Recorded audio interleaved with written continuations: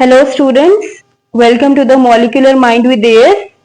So students, we are going to start exercise based questions which are related to chapter number 6 Equilibria class 9 chemistry. तो बच्चे यहाँ पे ये first question है that why are some reactions irreversible while other reactions are reversible. तो देखिए कुछ reactions reversible होते हैं, कुछ irreversible होते हैं. So the answer is some of the reactions are irreversible because the products which are formed are sufficiently stable under the reaction conditions and are not converted back into the reactants. देखिए ये जो आपके पास होता है irreversible reaction, इसमें जो product बनती है वो इतनी स्टेबल होती है, यानी उसकी एनर्जी इतनी लो होती है कि वो दोबारा प्रोडक्ट्स रिकम्बाइन करके रिएक्टेंट्स नहीं बना सकते, and that is why they are not converted back into the reactants, and that's why they are termed as the irreversible reactions. So students, while there are some other reactions which are reversible because the products which are formed are unstable. Students कुछ reaction जो होते हैं वो reversible होते हैं क्योंकि जो उसमें हमारे पास प्रोडक्ट्स मिलती हैं वो अनस्टेबल होती हैं. अनस्टेबल से मुराद ये होता है कि उनकी एनर्जी इतनी ज्यादा हाई होती है कि वो खुद ही रिएक्ट करके वापस अंडर रिएक्शन कंडीशंस में वापस जो है वो रिएक्टेंट्स हमें दे देते हैं एंड आर दस converted back into the reactant sides. So next question is why are combustion reactions generally irreversible? So students यहाँ पे आपका क्वेश्चन है कि combustion reactions irreversible क्यों होते हैं? So the answer is combustion reactions are generally irreversible because once the fuel is burnt due to the reaction with oxygen to produce CO2, water and heat energy. देखिए बच्चे आपको पता है combustion reactions की जो प्रोडक्ट होती हैं वो CO2 होता है, water होता है एंड heat energy होता है. So it becomes difficult to use that energy to reverse the reaction and reform the oxygen and original fuel. तो देखिए वो एनर्जी इतनी ज्यादा होती है, वो एस्केप कर जाती है कि उसको हम वापस जो है रिफॉर्म करने में, reform the oxygen and original fuel को हम रिगेन करने में यूज नहीं कर सकते. So that's why combustion reactions are generally irreversible. Third question is, can you make an irreversible reaction reversible and vice versa? बच्चे यहाँ पे ये क्वेश्चन है कि आप किसी भी इरिवर्सिबल रिएक्शन को रिवर्सिबल एंड रिवर्सिबल रिएक्शन को इरिवर्सिबल रिएक्शन में कन्वर्ट कर सकते हो. तो देखिए the answer is no, we can not make an irreversible reaction reversible and vice versa because the reversible reaction can proceed only in one direction. आपको पता है students, reversible reactions can proceed only in one direction but irreversible reaction proceeds in both the direction. So that's why हम किसी भी irreversible reaction को reversible में convert नहीं कर सकते. Next question is how do you know if a reaction is irreversible or reversible? देखिए आपको कैसे पता चलेगा कि आया कि ये reaction reversible है या irreversible है. तो देखिए सबसे पहले irreversible reaction में क्या होता है, ये a reaction is irreversible chemical reactions if it can occur only in one direction. आपको पता है irreversible reaction सिर्फ एक ही डायरेक्शन में प्रोसीड करता है, that is from left to right. So the reactants can change through products. इसमें reactants जो है ये products में चेंज होते हैं but products cannot change back to reactants. और products जो है वो recombine होके reactants में convert नहीं होते. जबकि आपके पास जो रिवर्सिबल रिएक्शन होते हैं these occur in both directions.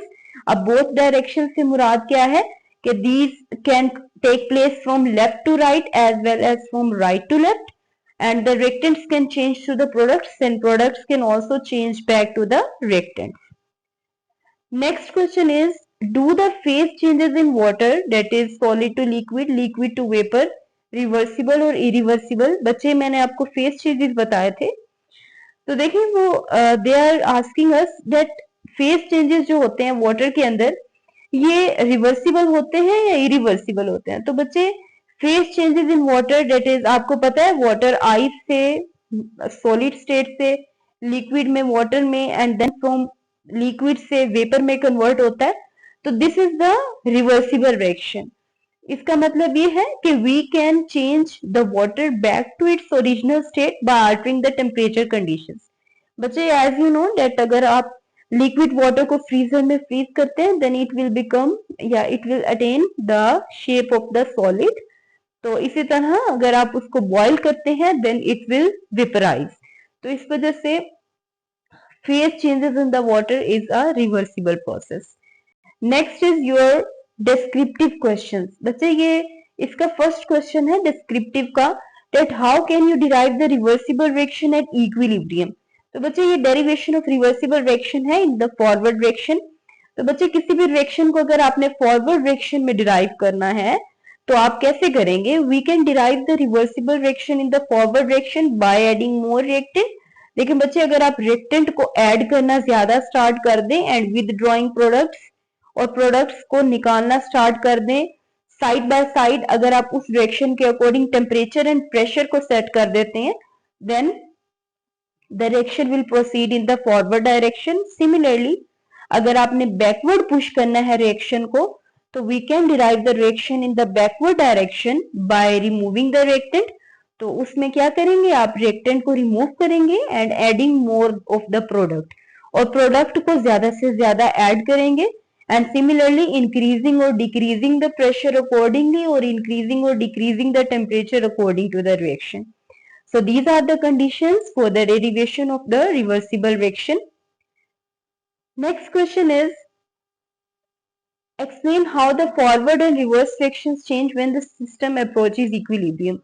बच्चे कोई भी सिस्टम जब इक्विलिब्रियम में अचीव करता है तो उसमें क्या होता है? when the system reaches equilibrium the rate of the forward reaction becomes equal to the rate of the backward reaction। देखिए इक्विलिब्रियम कंडीशन में RF is equal to RR, हमेशा RF rate of forward reaction equal होगा rate of reverse reaction में। तो बच्चे देखिए ये because forward and reverse rates are equal so the concentration of reactants and products are constant at equilibrium। तो देखिए reactants की कंसंट्रेशन एंड प्रोडक्ट्स की कंसंट्रेशन जो है वो सेम होगी, कांस्टेंट होगी इस कंडीशन में। Next question is describe the effect of a catalyst on the reversible reaction. बच्चे कैटलिस्ट क्या होता है? Catalyst is a substance that increases the rate of a chemical reaction without itself undergoing any permanent change. तो देखिए ये किसी भी chemical reaction को स्पीड अप करता है और ये कोई उसमें परमानेंट चेंज भी नहीं लाता और यूज भी नहीं होता। फॉर एग्जाम्पल अगर आप एक रिएक्शन देखते हैं हाइड्रोजिनेशन का, हाइड्रोजिनेशन एक ऐसा प्रोसेस है जिसमें हम हाइड्रोजन की एडिशन करते हैं। तो देखिए अगर हम ऑयल के अंदर हाइड्रोजन ऐड करते हैं वो कन्वर्ट होता है बनस्पति घी में, तो उसमें अगर हम निकल का कैटलिस्ट यूज ना करें तो ये रिएक्शन बहुत स्लो होता है। So that's why catalyst nickel is used in the hydrogenation of oil to banaspati ghee, and similarly platinum acts as a catalyst in the production of the sulfuric acid। So students, platinum is also a catalyst which is used in the production of sulfuric acid। Last one is chlorine which act as a catalyst promoting the breakdown of ozone। तो देखिए ये जो chlorine है आपको पता है ये ozone की ब्रेकडाउन में यूज होता है। तो देखिए ये प्रिंसिपल क्या है कैटलिस्ट का यूज होने का? A catalyst increases both the rate of the forward and backward reaction if a reversible reaction of a reversible reaction। So if a reversible reaction is carried out in the presence of a catalyst, it will decrease the time taken by the reaction to attain the state of equilibrium। So students, catalyst का principle ये होता है कि ये time को decrease कर देता है। लेट्स सपोज एक रिएक्शन अगर 4 घंटे में कंप्लीट हो रहा है, if a reaction takes 4 hours to go to completion, तो अगर हम कैटलिस्ट यूज करते हैं तो वही रिएक्शन आपका टाइम रिड्यूस हो जाएगा, यानी 1 आवर में वो रिएक्शन प्रोसीड कर जाएगा। So देखिए effect of catalyst on the rate of reaction. An addition of a catalyst in the reaction increases the rate of the reaction as we have discussed earlier. So reason is this, it changes the path adopted by the reactants whereby the activation energy of the reaction is substantially decreased। So as a result, more products are formed and more reactants are able to convert it into product molecules and hence the rate of the reaction will increase। बच्चे यहाँ पे ये आपके पास एक path of reaction है in the absence और presence of catalyst. देखिए ये जो transition state without the catalyst dotted line में शो की गई है, यहाँ पे देखें ये कैटलिस्ट यूज नहीं हो रहा, जबकि ये जो सॉलिड लाइन से है ट्रांजिशन स्टेट यहाँ पे कैटलिस्ट यूज हो रहा है। तो जहां पे कैटलिस्ट यूज हो रहा है वो क्या कर रहा है, उसमें आपको पास थोड़े ही टाइम में प्रोडक्ट्स अचीव हो रहे हैं। तो देखें transition state in the presence of catalyst कम है and activation energy in the presence of catalyst भी कम है, यानी कि एनर्जी बैरियर कम है ना, रिएक्टेंट्स इजीली प्रोडक्ट्स में कन्वर्ट हो रहे हैं। So this one is the path of the reaction in the absence of presence of catalyst. So next question is how can a reversible reaction be forced to go to completion? देखिए कोई भी reversible reaction है, आपने उसको completion की तरफ कैसे ले जाना है। तो a reversible reaction can be forced to go to completion by continuously removing one of the products from the reaction mixture. देखिए कोई ना कोई प्रोडक्ट, जैसे ही कोई प्रोडक्ट बनती है आप उसको रिमूव कर लें। जैसे ही प्रोडक्ट आप रिएक्टेंट कन्वर्ट होते हैं ना प्रोडक्ट में, तो देखिए आप उसकी प्रोडक्ट को रिमूव कर लेंगे तो वो फॉरवर्ड में ही जाएगा, यानी कि आर एफ जो है वो उसकी रेट ऑफ फॉरवर्ड रिएक्शन बढ़ जाएगा और वो फॉरवर्ड ही प्रोसीड करेगा, बैकवर्ड नहीं जाएगा। So it will disturb the equilibrium and forces the reaction to produce more products. देखें जब प्रोडक्ट्स होंगे ही नहीं तो एक तो रिएक्शन बैकवर्ड नहीं प्रोसीड करेगा, इक्विलिब्रियम भी नहीं अचीव होगा और रिएक्शन जो है वो कंप्लीट हो जाएगा, कंप्लीशन की तरफ जाएगा। Next question is how does change in temperature affect the reaction at equilibrium. तो बच्चे यहाँ पे देखिए effect of changing temperature on equilibrium क्या होगा। देखिए the formation of ammonia is an exothermic in the forward reaction and hence it is endothermic in the reverse reaction. देखिए यहाँ पे अमोनिया की जो प्रोडक्शन है इसको आप देखेंगे तो आपको पता चलेगा कि ये फॉरवर्ड क्या करता है, फॉरवर्ड में ये एक्सोथर्मिक होता है, यानी कि ये हीट रिलीज करता है -92.4 किलो जूल पर मोल। तो देखें और बैकवर्ड में ये रिएक्शन होता है endothermic. If this reaction is at equilibrium and its temperature is increased, the state of equilibrium will be disturbed again. तो देखिए अगर आप इस रिएक्शन की डेल्टा एच देखते हैं तो इसकी डेल्टा एच नेगेटिव है, इसका मतलब यह है total energy of the system containing N2 and H2 is higher than that of the ammonia. तो देखिए N2 रिएक्टेंट है और H2 रिएक्टेंट है, इसका मतलब डेल्टा एच अगर नेगेटिव है इसका मतलब यह है कि N2 और H2 जो रिएक्टेंट्स यूज हो रहे हैं इनकी एनर्जी ज्यादा है as compare to ammonia product. ठीक है, next is effect of increase in temperature. तो बच्चे जब हम टेम्परेचर को इंक्रीज करते हैं देन इक्विलिब्रियम पर, then it will push the reaction in the backward direction. तो देखिए इंक्रीज इन टेम्परेचर क्या करता है, आर इंक्रीज करता है, rate of reverse reaction backward reaction को इंक्रीज करता है, जबकि डिक्रीज इन टेम्परेचर क्या करता है, पुश करता है रिएक्शन को फॉरवर्ड डायरेक्शन, यानी कि आर एफ इंक्रीज करता है। देखिए ये इन्वेस्टिगेटिव बेस्ड क्वेश्चंस हैं। इसमें बच्चे ये फर्स्ट क्वेश्चन है study the effect of heat on hydrated copper sulphate .5 molecules of water. Why does this salt look colored? Why does it look upon heating colorless? तो देखिए इसका जो पेंटाहाइड्रेट कॉम्प्लेक्स बनता है ना कॉपर सल्फेट का, hydrated copper sulphate जो होता है इसके अंदर 5 मॉलिक्यूल्स वाटर के होते हैं as a water of crystallization. तो ये वाटर के मॉलिक्यूल्स की प्रेजेंस की वजह से ये कलर्ड जो है अपीयरेंस देते हैं, जबकि हम जब इसको हीट करते हैं तो जब ये वाटर मॉलिक्यूल्स लूज कर देते हैं तो ये एनहाइड्रस बन जाता है और उस फॉर्म में ये कलरलेस हो जाता है।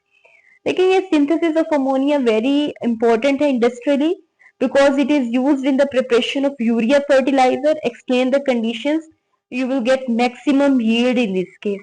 लोअर द टेम्परेचर, देखिए जब आप टेम्परेचर लो करते हैं तो ये रिएक्शन फेवर करता है एक्सोथर्मिक रिएक्शन को। सिमिलरली जब आप टेम्परेचर लो करने के बाद प्रेशर हाई करते हैं तो इससे फ्यूअर मोल्स बनते हैं अमोनिया के। And next high concentration of reactants करने से इक्विलिब्रियम जो है वो शिफ्ट होता है towards the forward reaction.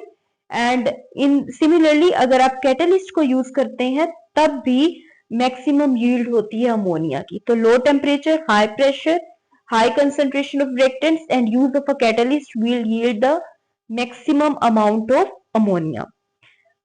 So students, here I am ending the lecture. So I hope this is useful for you. तो मिलते हैं नेक्स्ट वीडियो में। Till then, thank you. Allah Hafiz.